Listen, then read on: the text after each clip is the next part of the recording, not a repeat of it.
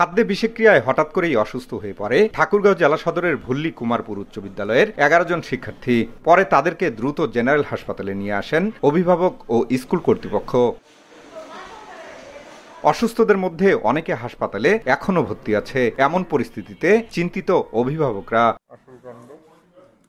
জানা গেছে প্রতিদিনের মতো স্কুলে আসে শিক্ষার্থীরা, কিন্তু বৃহস্পতিবার সকালে অ্যাসেম্বলি শেষ হওয়ার পর শিক্ষার্থীরা মাঠ থেকে ক্লাসেও ফিরে যায়। কিছুক্ষণ পরই একে একে অসুস্থ হয়ে পড়তে থাকে শিক্ষার্থীরা। এ ঘটনায় স্কুলে আতঙ্ক ছড়িয়ে পড়ে। আমার খুব এই মুহূর্তে অনেক খারাপ লাগতেছে। এই মুহূর্তে আমি কিচ্ছু বলতে পারবো না। আমার গলা ব্যথা আর মাথা ঘুরায়। আজকে তো এমনি সকাল থেকে বেশি রোদ ছিল, তারপর অ্যাসেম্বলিতে গেছি, অ্যাসেম্বলি করছি, বেশি রোদ ছিল। যখন আমাদের সবাইকে রুমে চলে যেতে বলছে তখন 2 তলায় উঠছি, তখন চোখগুলো অন্ধকার হয়ে আসছে আর একাই পড়ে গেছি। বিস্কুটের তারপর পানি খাইছি, তারপর পিটিতে যাওয়ার পরে আমার কিছু হয়নি।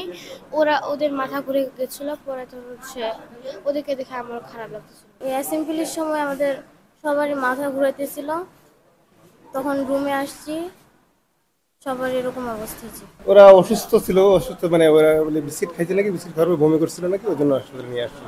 স্কুলে পানি খাইছে, বিস্কিট খাওয়ার পরে পানি খাওয়ার পরে অসুস্থ হয়ে এই অসুস্থ হওয়ার কারণ হলো একমাত্র পানিটা খাইছি। এই পানি খাওয়ার কারণে 4 জন শিক্ষার্থী প্রাথমিক চিকিৎসা নিয়ে বাড়ি ফিরলেও ভর্তি করা হয়েছে 7 জনকে। বাচ্চারা অসুস্থ হয়েছে, তখন আমরা নিয়ে আসছি।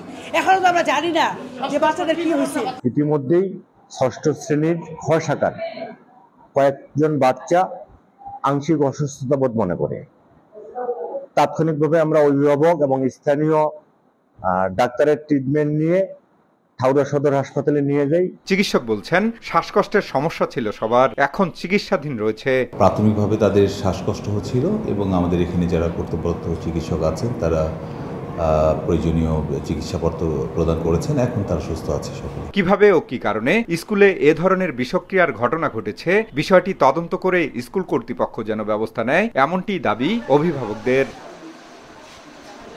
জিয়াউর রহমান বকুল, সময় সংবাদ, ঠাকুরগাঁও।